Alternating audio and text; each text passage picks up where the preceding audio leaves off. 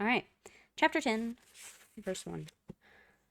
For I do not want you to be unaware that brothers, that our fathers were all under the cloud, and all passed through the sea, and all were baptized into Moses in the cloud and in the sea, and all ate of the same spiritual food, and all drank the same spiritual drink, for they drank from the spiritual rock that followed them, and that rock was Christ. Nevertheless, with most of them God was not pleased, for they were overthrown in the wilderness. Now these things took place as an example for us, that we might not desire evil as they did. And we're just going to pause right here before we even move on. So Paul brings up how, the forefathers, even all the way back to Moses, which was, a very, very, very, very long time ago. But Paul went back to that and said, they drank the same spiritual drink, they ate the same spiritual food, they followed the same God, and their rock was God. That was their rock. That was who provided for them. And what happened in the Old Testament to the Israelites, especially, when we talk about the Exodus, was an example for us. It was an example of how we should follow God rather than our own desires. It was an example of how we could never do enough to save ourselves. No amount of sacrifices or rituals or rules could save us. There was beautiful example in the Old Testament, and that is why it is there. Verse 7. Do not be idolaters as some of them were. As it is written, the people sat down to eat and drink and rose up to play. We must not indulge in sexual immorality as some of them did.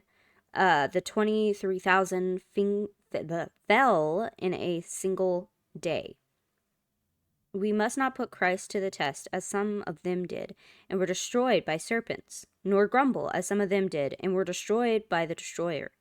Now these things happened to them as an example, but they were written down for our instruction, on whom the end of the ages has come. Therefore let anyone who thinks that he stands take heed lest he fall. No temptation has overtaken you that is not common to man. God is faithful, and he will not let you be tempted beyond what you are able. But with the temptation he will also provide the way of escape, that you may be able to endure it. So, first and foremost, he's telling us to not do some of the things that they did. Don't grumble, don't complain, don't be idolatrous. Do not partake in sexual immorality. These are things that we saw destroyed the Israelites back when they were in Exodus, when they were wandering in the wilderness. And even after they got out of the wilderness, they struggled with these things and it destroyed them. But we see how it led them to wander 40 years in the wilderness, and it led so many people to death because they were not listening. And verse 13 is so inspiring, but people misuse it a lot.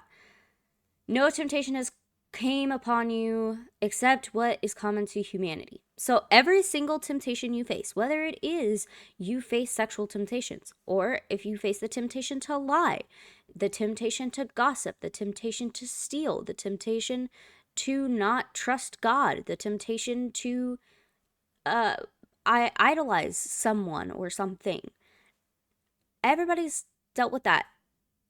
Not everybody deals with the same stuff, but I guarantee you at least 1,000 people have dealt with what you're dealing with. At least. Everybody deals with temptations. And that is one reason why we should not be as ashamed of the things that we struggle with. And in fact, should open up to our close friends about it. I finally opened up to some of my close friends about some stuff that I was going through and was struggling with. And I was so grateful to God that I didn't face judgment because I had been scared that I would. Find people that you can rely on to go to with your struggles and say, hey, I'm really struggling with this sin. I need your prayers and I need your help. Genuinely and truly, you are not alone in your struggles. But God is faithful. He will not allow you to be tempted beyond what you are able and will provide a way out. So this is not saying that you won't be tempted. A lot of people are like, oh yes, you will never be tempted. That's a lie. And it leads a lot of younger Christians, whether it's young in age or young in spirit, to stumble into sin because they don't understand how to face temptation because they were told that they wouldn't be tempted. They thought that, the moment that they're saved, they'll never face it again. You will face temptation, but it's not going to be beyond anything that you can handle. You will never be in a situation that causes you to sin where you have no other choice. Never.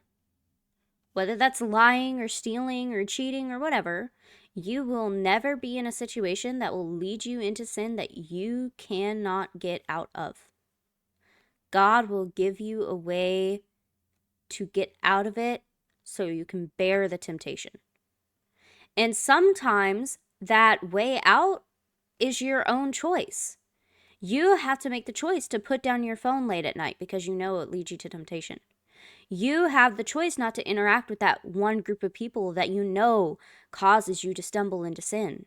You have the choice to not lie to your coworkers and gossip with your coworkers or your friends. You have that choice. The way to escape is there. God has laid it before your feet. Now you just have to choose to escape it.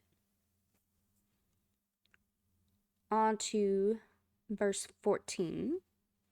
Therefore, my beloved, flee from idolatry. I speak as to sensible people. Judge for yourselves what I say. The cup of blessing that we bless is not a participation in the blood. Is it not a participation in the blood of Christ? The bread that we break, is it not a participation in the body of Christ? Because there is one bread, we who are many are one body, for we all partake of the one bread. Consider the people of Israel. Are not those who eat sacrifices participants in the altar? What do I imply then? That food offered to idols is anything? Or that an idol is anything? No. I imply that what pagans sacrifice they offer to demons and not to God.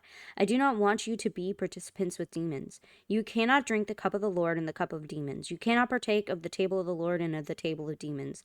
Shall we provoke the Lord to jealousy? Are we stronger than he? And this is targeted towards a group of people that probably dealt with paganism. They probably were people that converted from paganism or had a lot of pagans around them. And Paul is making it clear that, obviously in the last chapter, we talked about, what is clean for some is unclean for others. But in the grand scheme of things, we should not be dipping our toe into the practices of the unsaved. So right here, he's saying, the example of the food that they offer to idols that they eat or, whatever. I'll take it a step further. Tarot cards, astrology, believing that rocks have special powers rather than just being pretty things that God created. Or giving $200 for a piece of merch for somebody that you think is the best person in the world. Whether that's a music artist, whether they're Christian or not, whether it's a movie star. Devoting 20, 30, 40, 50 hours to an artist, a movie star, even somebody you just, you know in your life, rather than devoting time to God. All that stuff is idolization.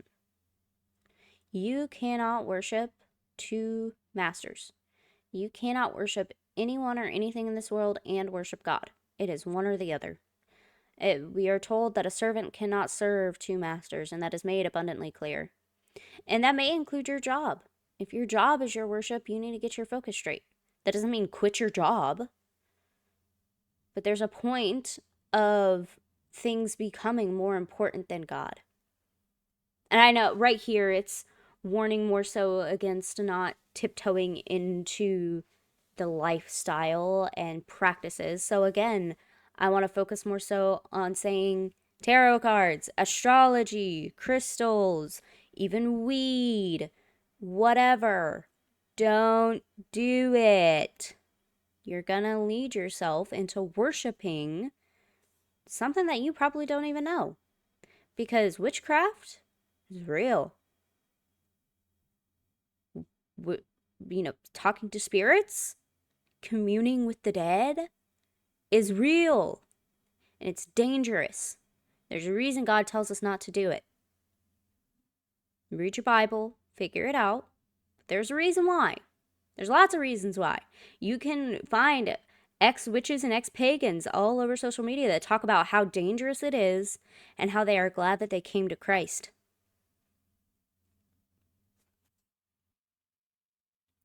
Verse 23.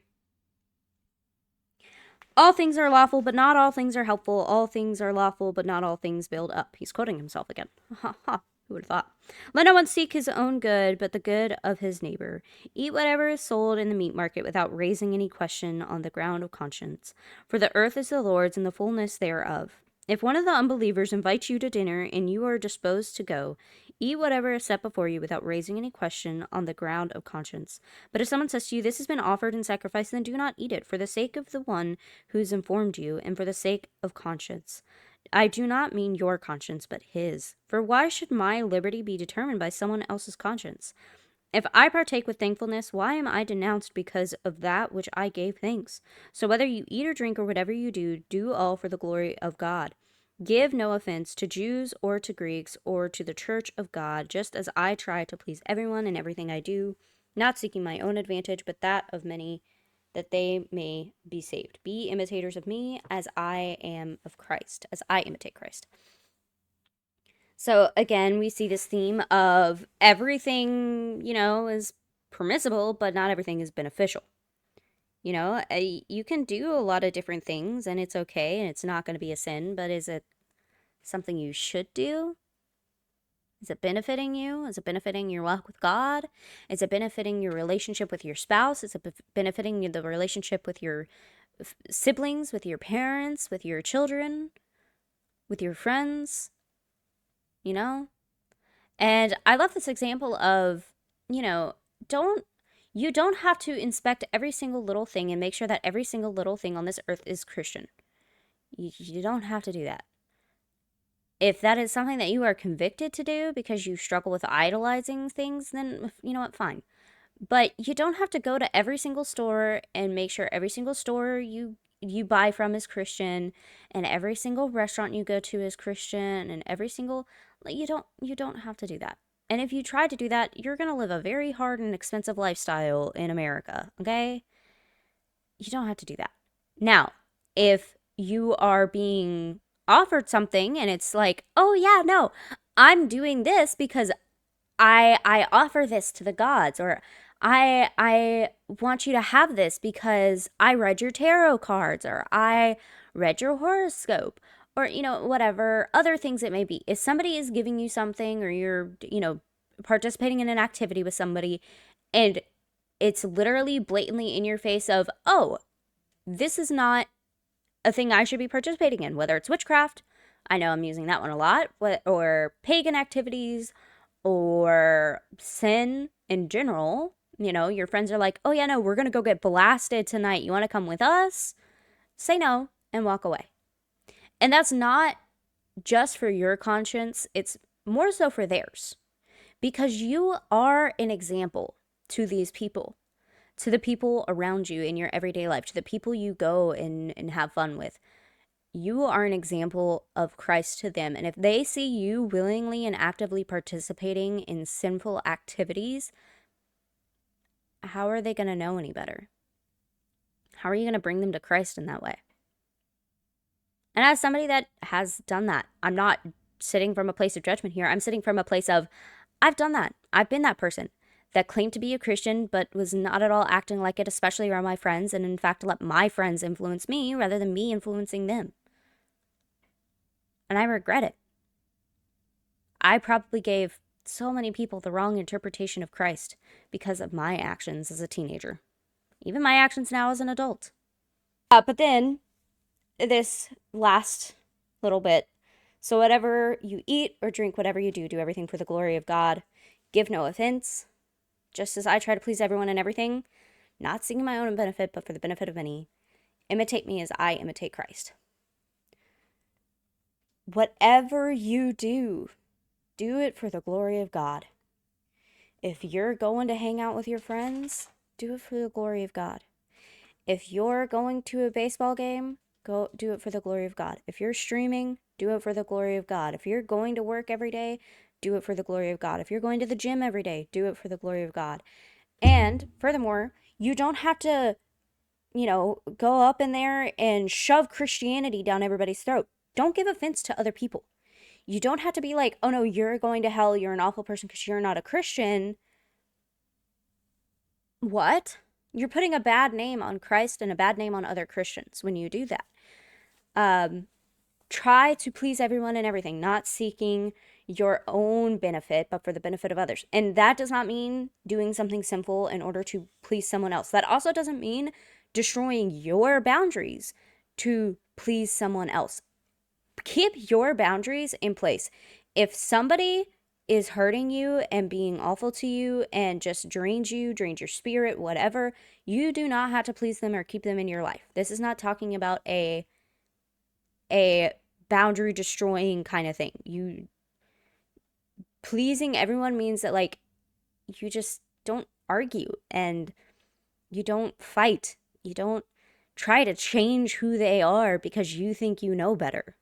It is God's it is ooh it is God's job to change people, not your job to change people. Imitate Paul as he imitates Christ. And even we should just straight up imitate Christ. But Paul's a good example of a more human man because Christ was 100% God and 100% man. Somebody that we can relate to a little more, that has some more real struggles than Jesus did. And imitating him is help. And I would even go as far as to say your mentors, if you're able to have a mentor, if they are following Christ, imitate them. Your pastor, if your pastor is imitating God properly, imitate him. If your pastor's wife is following God properly, imitate her. Like, it's pretty simple. Do what he has done. Love. That is most of what he did, was love. Loved others. He spoke out in love. He spoke out in truth. He ate with people. He healed people. He talked to people. He truly loved. And that is what we are to do.